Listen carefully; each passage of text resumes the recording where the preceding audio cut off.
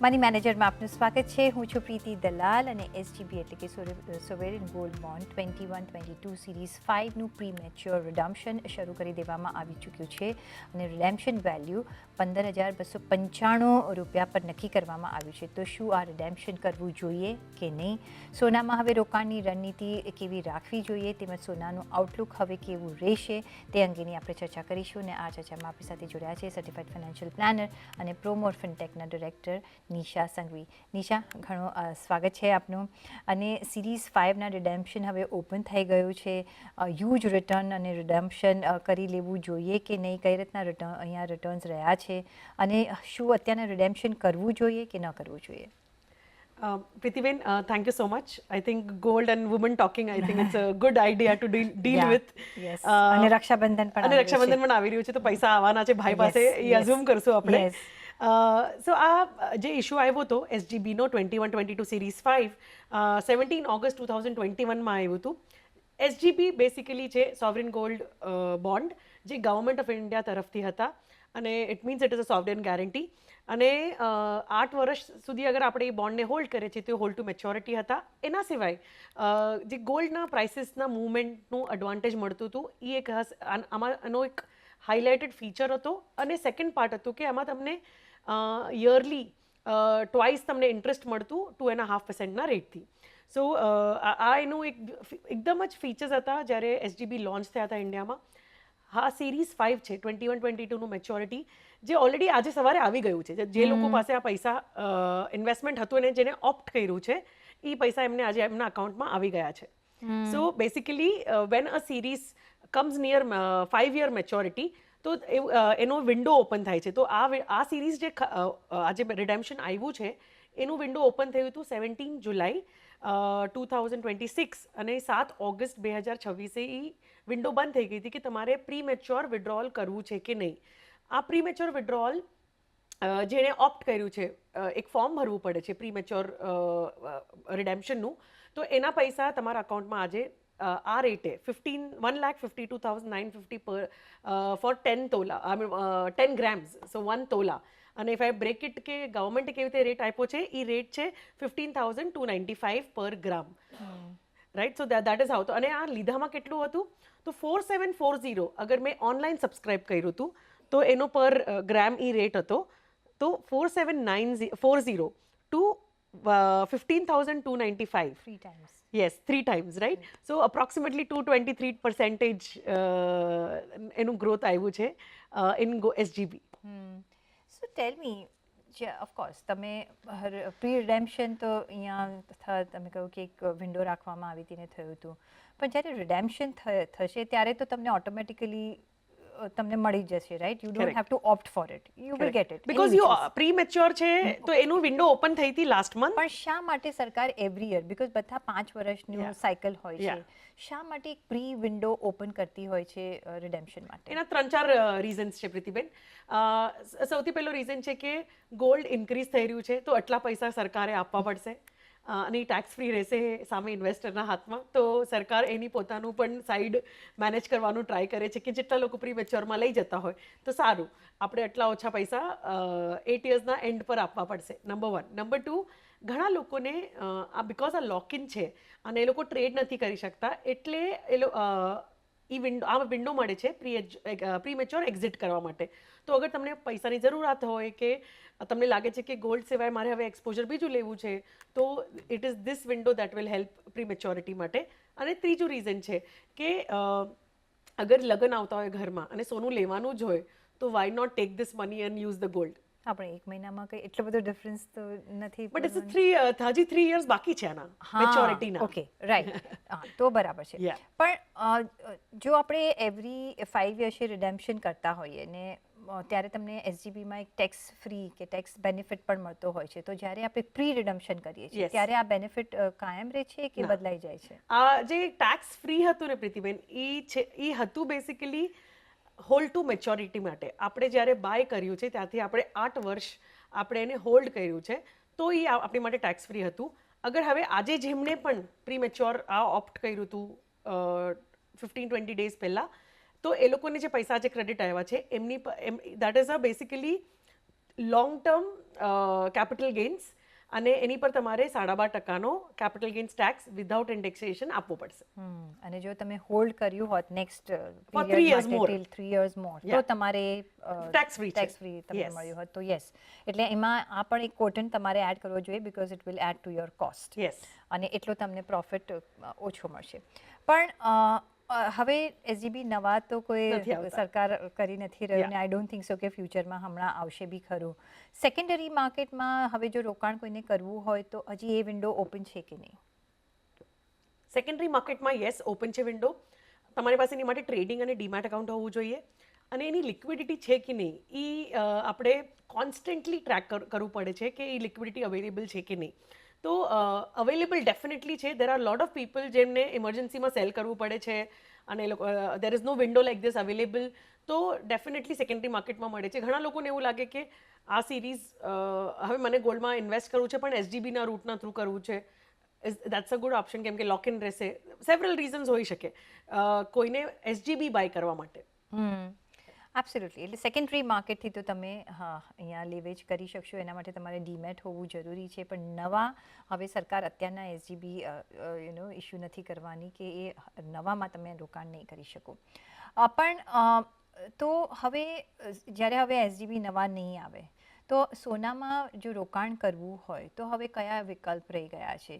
શું એક ઈજીઆરનો નવો વિકલ્પ છે એ કેટલો સારો છે? એમાં કઈ રીતના બેનિફિટ્સ છે કમ્પેર ટુ એસજીબી જો આપણે સમજવું હોય અને બીજા કયા એવેન્યુઝ છે જેમાં આપણે થ્રુ દેટ એવેન્યુ આપણે ગોલ્ડમાં ઇન્વેસ્ટ કરી શકીએ?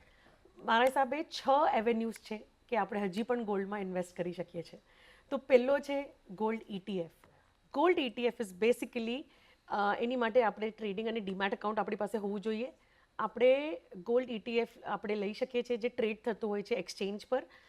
તમે એઝ મિન્યુસ્કલ એઝ 0.001 અપ ટુનો ગ્રામ લઈ શકો છો ઓન ધી એક્સચેન્જ. જેટલી મ્યુચ્યુઅલ ફંડ કંપનીઝ છે એ બધી જ મ્યુચ્યુઅલ ફંડ કંપનીઝના મોસ્ટલી ગોલ્ડ ETF છે. તો તમે ડાયરેક્ટલી એ ગોલ્ડ ETF તમે બાય કરીને તમારા ડીમેટ એકાઉન્ટમાં હોલ્ડ કરી શકો છો. એ કેમ એક સારો વિકલ્પ છે? લોએસ્ટ કોસ્ટ છે જે TER આપણે કહીએ ટોટલ એક્સપેન્સ રેશિયો એ સૌથી લોએસ્ટ છે ગોલ્ડ ETFમાં. 12 મંથ્સ પછી એમાં LTCG લાગુ થાય છે એટલે અનધર એક એડવાન્ટેજ હોય છે over other gold options that we can hold as investments. અને ત્રીજી વાત છે કે તમે ક્યારે પણ એને બાય અને સેલ કરી શકો છો. એમાં તમારે કોઈ વિન્ડોઝ નહીં ગોતવી પડે of pre maturity or maturity or anything. You can hold as long as you want. તો આ પહેલો છે ગોલ્ડ ETF. બીજું છે gold mutual fund through fund of fund route. તો ધારો કે એવા ઇન્વેસ્ટર્સ છે આપણે જે આજે આપણને સાંભળીએ છીએ અને એ લોકો પાસે ડીમેટ એકાઉન્ટ નથી, નહીં ટ્રેડિંગ એકાઉન્ટ છે, તો એ લોકો કેવી રીતે ગોલ્ડનું એક્સપોઝર લઈ શકે છે? Through fund of fund. Basically there are mutual funds which will give you exposure to gold ETF through their own funds or through other ETFs જેમાં તમે ગોલ્ડ મ્યુચ્યુઅલ ફંડને હર મહિને ઇન્વેસ્ટમેન્ટ આપો અને એ લોકો સામે મેનેજ કરશે through buying gold ETF itself. તો આમાં જે છે ઇન્ટરનલ જે ટેક્સ રિસ્ટ્રક્ચર થતું હોય ટેક્સેશનના એંગલના થ્રુ તો એનો એક એડવાન્ટેજ આવી જાય છે. ત્રીજું છે મલ્ટી એસેટ ફંડ. આમાં આપણે ડિબેટ કરી શકશું ઘણું બધું પ્રીતિબેન, પણ મારા હિસાબે આ એક બહુ ઇઝીએસ્ટ અને કન્વીનિયન્ટ ઓપ્શન છે where we are not predicting any particular rally. We are leaving it to an expert who's called the fund manager of the mutual fund company. એમાં તમને એક્સપોઝર મળે છે ગોલ્ડ, સિલ્વર, કોપર, બીજા કોઈ precious metals છે. Multi asset mutual ફંડની એક category છે under hybrid. તો એમાં તમે ચૂઝ કરી શકો છો જે માર્કેટ ટ્રેન્ડ્સ, રિસર્ચ એના બેસિસ ઉપર મ્યુચ્યુઅલ ફંડ કંપની એનું ગોલ્ડ અને અધર મેટલ્સનું એક્સપોઝર ઇન્ક્રીઝ અને ડિક્રીઝ કરે છે. તો this is another very good option જ્યાં આપણે ગોલ્ડનું એક્સપોઝર લઈ શકતા હોય.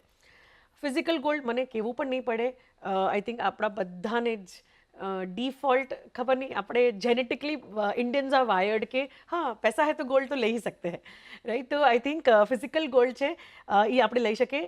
એક યાદ રાખવું બહુ જરૂરી છે, 3% GST આપણે પે કરવું પડે છે અને એમાં એક નાનકડો મેકિંગ ચાર્જીસ પણ લાગે છે, પ્લસ આપણે સ્ટોરેજ કોસ્ટ પણ આપણે આપવો પડે છે. અને જ્યારે આપણે એને સેલ કરવા જઈએ છીએ તો LTCG છે આફ્ટર 24 months, રાઈટ. તો સંભાળવું પણ પડે, બેંકનું લોકર પણ લેવું પડે, એની અગેન્સ્ટ ફિક્સ ડિપોઝિટ પણ કરવી પડે, એનું રેન્ટ પણ આપવું પડે. લોકર ન હોય અને લેવું હોય તો લોકર લેવા માટે પણ તમારે મલ્ટિપલ બેંકના પ્રોડક્ટ લેવા પડે છે, which may not be good for you. તો ફિઝિકલ ગોલ્ડ ત્યારે જ લેવું જોઈએ જ્યારે તમે પ્યોર કન્ઝમ્પશન તરત યુઝ કરવાના હોય તો જ. અધરવાઇઝ જે આપણે આની પહેલાંના વિકલ્પોની જે વાત કરી અને બીજા બે વિકલ્પ જે છે, એક છે digital gold. They are not regulated in our country right now. So there are multiple small platforms જેના થ્રુ તમે ડિજિટલ ગોલ્ડ લઈ શકો છો. They are yet to get regulated. તો આપણે એની પર ડિસ્કસ ના કરવું જોઈએ. I don't want to pass any wrong information or more information through wrong unregulated products. અને સૌથી લેટેસ્ટ છે EGR. રાઈટ. તો EGR is something which is upcoming, હજી ડેવલપ થઈ રહ્યું છે, બિકોઝ ખાલી મોટા બ્રોકર્સ આને અવેલ કરી તમને આપી રહ્યા છે એ ઓપ્શન્સ. અને ગવર્મેન્ટે EGRની જે સ્પેક્ટ્રમ છે એ બહુ મોટી સ્પ્રેડ કરી છે કે તમે તમારા ફિઝિકલ ગોલ્ડને પણ તમે એમાં ચેનલાઇઝ કરીને તમે EGRs બાય કરી શકો છો. તો હજી એને વાર લાગશે બિકોઝ કોન્સેપ્ટ ઇવોલ્વ થઈ રહ્યો છે, એક્સેસિબિલિટી હજી નથી. મેં પોતે બી એવું હજી એક્સપિરિયન્સ નથી કરાવ્યું પોતે, નહીં ક્લાયન્ટ્સે કે જેને EGR બાય સેલ કર્યું છે. So I think that will be a game changer about all these avenues that we have spoken, but as of now આ બેસ્ટ ઓપ્શન્સ અવેલેબલ છે. સો એમાંથી પણ ધ બેસ્ટ આપણે ચૂઝ Yeah. કરવો હોય Yeah. After SGB. જો તમારે choose and pick કરવો હોય તો Yeah. તમે કયો ઓપ્શન થ્રુ ગોલ્ડ ખરીદશો? Yes, two options that I really like that we should exercise if gold is my exposure. એક છે ગોલ્ડ ETF.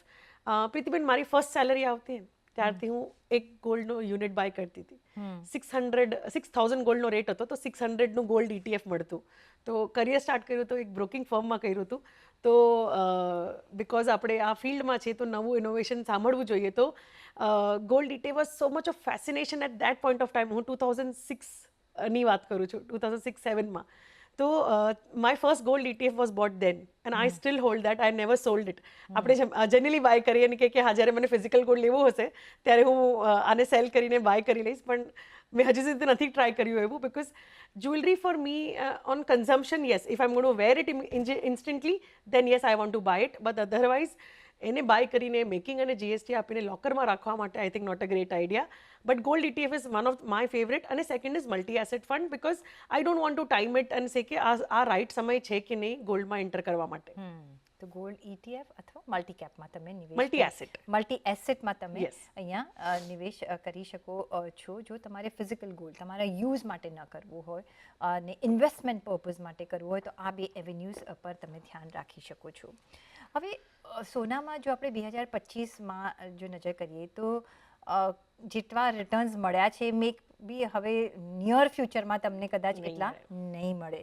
તો કઈ રીતના રિટર્નની આશા રાખીને પછી અહીંયા નિવેશ કરવું જોઈએ? બિકોઝ જો તમે ઓવર અહીંયા રાખશો એક્સપેક્ટેશન તો કદાચ તમને અહીંયા એટલી બધી સક્સેસફુલ તમે નહીં થાવ. કેટલી આશા રાખવી જોઈએ?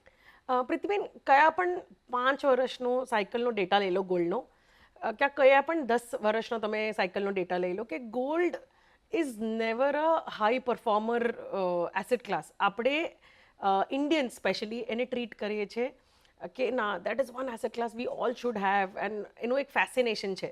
પણ if you ask a financial planner, મારા અંદરના ફાઇનાન્શિયલ પ્લાનર તમે અગર પૂછો છો તો 10% or maximum 15% including gold, silver or any precious metals that you want to deal with can be your part of your portfolio. 15%થી વધારે તમારો પોર્ટફોલિયો ના હોવો જોઈએ. રિટર્ન્સનો એક્સપેક્ટેશનની આપણે વાત કરીએ તો it is always between your FD returns plus hybrid. એટલે 8 to 10%ના રેન્જમાં એનું રિટર્ન્સ રહ્યું છે. સમ ફિનોમિનલ યર્સ વિલ કમ. આપણે આજે પેપર પર જઈને બહુ ખુશ થાય છે કે 1 yearમાં 200% return or whatever percentage return you want to claim. Did you buy when it was really low or did you sell when it was really high? Right? Nobody did. We just see the data. Yes. Right? So I think આ એક important aspect છે કે we try to trick our brain. Behavioral finance માં we speak about it કે recency bias, right? કે હમણાં જે મેં જોયું છે એ જ સારું છે. તો બધાને આજકાલના જે ન્યૂ ઇન્વેસ્ટર્સને અમે મળીએ છીએ તો they keep on telling us that मुझे गोल्ड भी चाहिए 50% कर सकते हैं क्या जी. 50% is too much right because અગર ગોલ્ડની રેલી ન આવી ગોલ્ડ ના ચાલ્યું અને આપણે હેજ અગેન્સ્ટ ઇન્ફ્લેશન લઈએ છીએ તો ઇન્ફ્લેશન આપણે કેટલું પકડીએ 5 થી 6% પકડીએ તો હેજ ઇન્ફ્લેશનનું હેજ કરીએ છીએ તો 5-6% plus something right that's all you will get from gold અને આપણે આપણી અપેક્ષા પણ એટલી જ રાખવી જોઈએ ફિનોમિનલ રિટર્ન્સ આવશે વેરી ગુડ અહીંયાથી નવો હાઈ જલ્દી દેખાશે આઈ એમ નોટ શ્યોર અહીંયાથી નીચે ડેફિનેટલી દેખાય છે કે વચમાં આપણે data lot of researchers V mat તો દે ટોલ્ડ અસ દેટ એક ફોલ હજી આવવો જોઈએ રેન્જિંગ 1,25,000 to 1,30,000ની રેન્જમાં તો this is a good time to buy when it is falling but will you be able to buy when it is falling that's the question એટલે આપણે કહીએ કે તમારો asset એલોકેશનમાં whenever you start investing it has to be part from the start absolutely. દર્શકોના સવાલોના જવાબ માટે આપણે આગળ વધીએ અને પૂર્વી પટેલનો પહેલો સવાલ આવ્યો છે. એ કહી રહ્યા છે કે એમને LIC જીવન ઉમંગ પોલિસીમાં 15 વર્ષ માટે રોકાણ શરૂ કર્યું હતું. હવે 5 વર્ષ ઓલરેડી એમને થઈ ગયા છે. 1,21,000નું એમને પ્રીમિયમ છે. 2 વર્ષથી મ્યુચ્યુઅલ ફંડમાં પણ એ રોકાણ એમને શરૂ કર્યું છે. શું એમણે LICનું રોકાણ બંધ કરીને મ્યુચ્યુઅલ ફંડમાં એ રકમ રોકવી જોઈએ કે નહીં? શું કરવાનું? સો પૂર્વીબેન રાઈટ પૂર્વી Yes. છે right so Purviben that's good thought પણ આપણે આપણું બેસિક્સ રાઈટ કરવું જરૂરી છે તમારી પાસે ટર્મ પ્લાન છે કે નહીં તમે જ્યારે જીવન ઉમંગ લીધું હતું તો એ શાના માટે લીધું હતું એનું શું રીઝન હતું કયા ગોલને એ કનેક્ટેડ હતું બિકોઝ 6 years ઓલરેડી તમે એમાં સ્પેન્ડ કરી લીધા છે તો એ 6 yearsમાં એ opportunity cost of money has already gone away પણ એમાં તમને મેચ્યોરિટી પર તમને જે પ્રોસીડ્સ આવવાના છે પછી રેગ્યુલર બેસિસ પર તમને રેગ્યુલર ઇન્ટરવેલ્સ પર તમને પૈસા આવવાના છે તો will that hamper your future goals એ તમારે ચેક કરવું જરૂરી છે લાઈફ ઇન્સ્યોરન્સ છે એટલે કવરેજ તમે ટર્મ પ્લાનના થ્રુ એને કવર કરી લીધું હોય તો એ એક કરવું જરૂરી છે એન્ડ ઇફ યુ પ્રીમેચ્યોર એટલે તમે સરેન્ડર કરીને પોલિસી લઈ લેશો તો એના બે વસ્તુ થઈ શકે કાં તો તમે સરેન્ડર કરી શકો કાં તો તમે એને પેડઅપ કરી શકો તો જ્યારે તમે સરેન્ડર કરશો એ પોલિસીને તો તમારે જે તમે એની ટેક્સ બેનિફિટ લીધી હતી અંડર ATC એ તમારી વહી જશે તો તમારે ટેક્સેશન એંગલ પણ એકવાર ચેક કરવું જોઈએ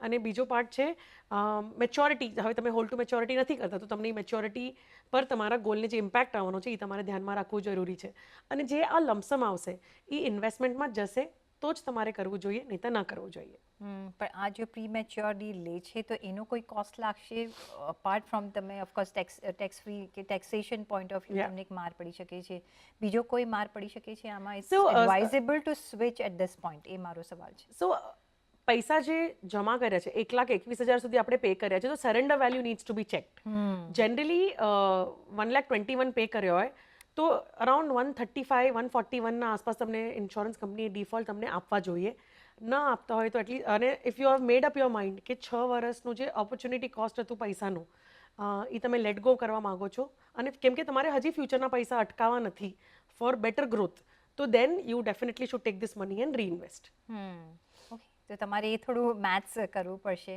અને મ્યુચ્યુઅલ ફંડમાં આ LICનો જીવન ઉમંગ પ્લાન વર્સિસ એ મ્યુચ્યુઅલ ફંડમાં કે છે હવે મ્યુચ્યુઅલ ફંડમાં કયા ટાઈપ ઓફ કેટેગરીમાં એ નિવેશ કરે છે તો LICનું આ ઉમંગના જે એમને રિટર્ન્સ મળવાના હતા એને બીટ કરી શકે છે એ પણ એમને સમજવું જરૂરી છે સો ધેટ પછી એ ડિસાઇડ કરી શકે કે મારે અહીંયા રહેવું કે નહીં તો એવરેજ IRR ફોર જીવન ઉમંગ અઝ્યુમિંગ કે તમે 15 yearsનો પ્લાન લીધો છે has been in the range of 6-6.5% તો એની અને આ ટેક્સ ફ્રી છે તમારી માટે તો તમે જે ઇન્વેસ્ટમેન્ટ કરો છો 15 વર્ષ માટે તો તમારે hybrid or large and mid cap આ બે કેટેગરી છે હાઇબ્રિડમાં અગ્રેસિવ હાઇબ્રિડ કાં તો balance advantage fund I think આ બે કેટેગરી તમે ડેફિનેટલી કમ્પેરિઝનમાં યુઝ કરી શકો છો એનાથી બેટર રિટર્ન્સ આવશે પ્રીતિબેન એક વસ્તુ જોઈએ છે જ્યારે પણ આવા ઇન્સ્યોરન્સવાળા ક્વેશ્ચન્સ હોય ઇન્વેસ્ટમેન્ટ પ્લાનના તો પૈસા જ્યારે વિડ્રો થઈને આવે છે બહાર અને એના વિડ્રો કરવાની પહેલાં પ્રોમિસીસ હોય છે કે હું ઇન્વેસ્ટમેન્ટ જ કરીશ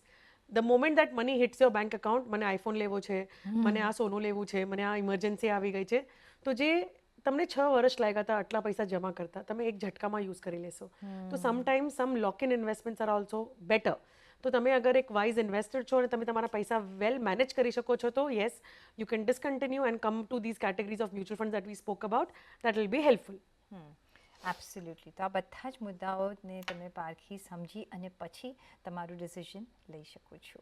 કંચન પારેખ એનો નેક્સ્ટ સવાલ છે. એ કહી રહ્યા છે કે મમ્મી તરફથી એમના મમ્મી તરફથી 8 લાખની રકમ એમને ગિફ્ટ તરીકે મળી છે. હવે એ પૂછી રહ્યા છે કે શું આનો ઉપયોગ હું લોન ચૂકવવા માટે કરું. આઈ એમ અઝ્યુમિંગ કે એમને આઉટસ્ટેન્ડિંગ લોન હશે, કે આ રકમનું એમને રોકાણ કરી દેવું જોઈએ. હવે એમાં ફિગર અમાઉન્ટ આપણને ખબર નથી, પણ જો આવી રીતે ફંડ્સ મળ્યા હોય તો કઈ રીતના પ્રાયોરિટી આપવી જોઈએ અને કયા આસ્પેક્ટ ધ્યાનમાં રાખીને એ વસ્તુને પ્રાયોરિટી આપવી જોઈએ?